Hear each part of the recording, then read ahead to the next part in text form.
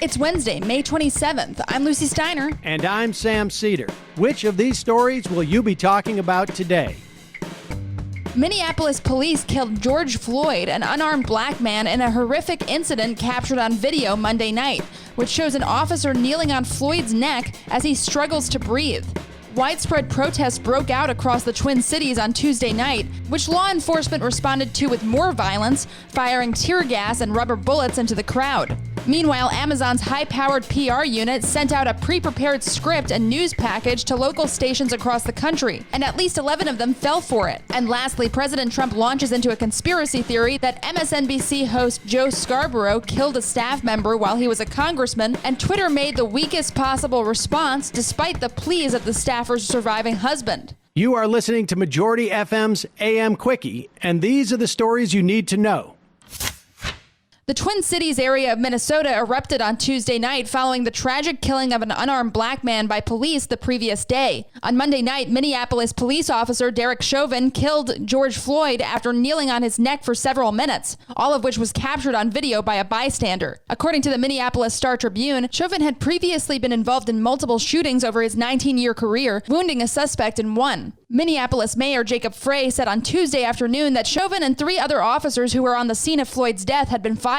But that action didn't stop massive protests breaking out across the Twin Cities area as thousands took to the streets to call for justice. The cops, however, reacted about how you'd expect, meeting protesters with force, firing rubber bullets, marking rounds, and tear gas into the crowds that battled them for hours in the rain. Floyd's death was one of the most brutal captured on tape. In the video, Chauvin kneels directly on Floyd's neck for an extended period of time while Floyd and several onlookers plead for him to release the pressure. Floyd eventually passes out after saying, quote, "I can't breathe, they're going to kill me," unquote. He was pronounced dead at the hospital. Mayor Frey said he had originally been stopped on suspicion of forgery. That's all it took for the police to murder him in broad daylight.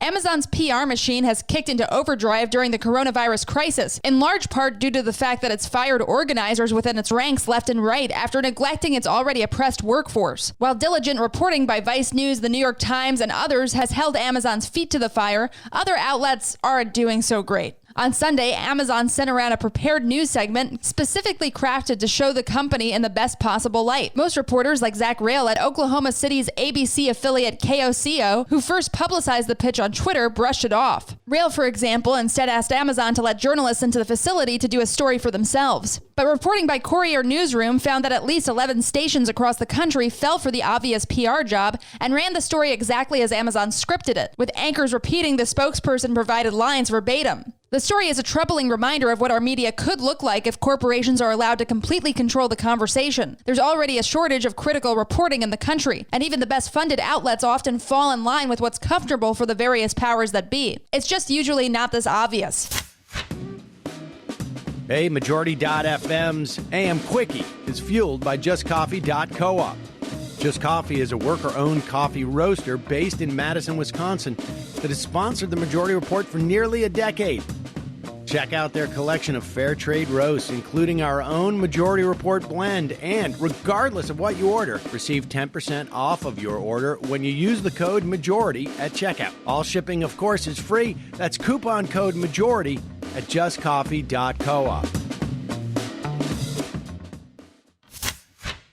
A strange, chaotic news day wouldn't be complete without the president spreading conspiracies and lies online. And it looks like Twitter, his platform of choice, isn't willing to do much to stop him. On Tuesday, Trump again tweeted several references to the 2001 death of Lori Klausutis, a congressional staffer for then Representative Joe Scarborough. Trump and Scarborough have been feuding over the usual petty cable news crap for months, and recently the president has decided to bring up the popular conspiracy that Scarborough was involved in Klausutis' death.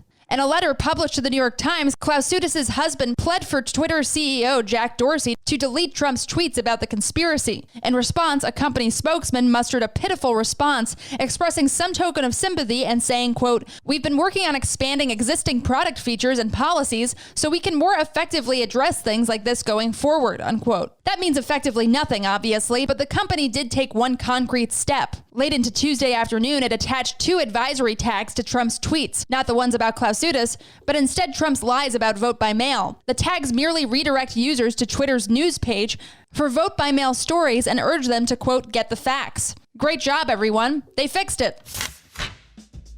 And now, for some quicker quickies. Quicker Quickie. The white woman who attempted to call the police on a black man birdwatching in Central Park has been fired from her job at the investment bank Franklin Templeton. The woman, Amy Cooper, implied that she would use the police to inflict violence on the birdwatcher, repeatedly mentioning to the operator that he was, quote, African American. The altercation started after the man asked her to leash her dog. 4 Uber and Lyft drivers in New York filed suit with the New York Taxi Workers Alliance against Governor Andrew Cuomo, arguing that the state has failed to provide drivers with unemployment benefits. A 2018 decision ruled app-based drivers should be classified as employees and eligible for unemployment, but the drivers say the state is failing to process their claims quick enough to help them pay their bills. Congress's pandemic EBT program, an emergency relief measure intended to lessen child hunger during the pandemic, is way behind schedule and application, according to the New York Times. Congress approved the act in mid-March. In mid-May, the Times reported only 15% of the kids it was supposed to feed are getting what they need.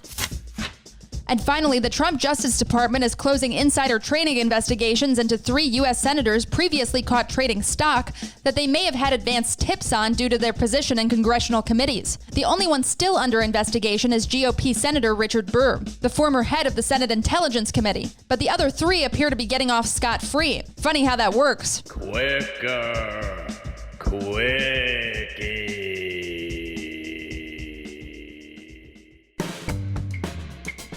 That's it, folks. Thanks for listening to the Majority.fm's AM Quickie.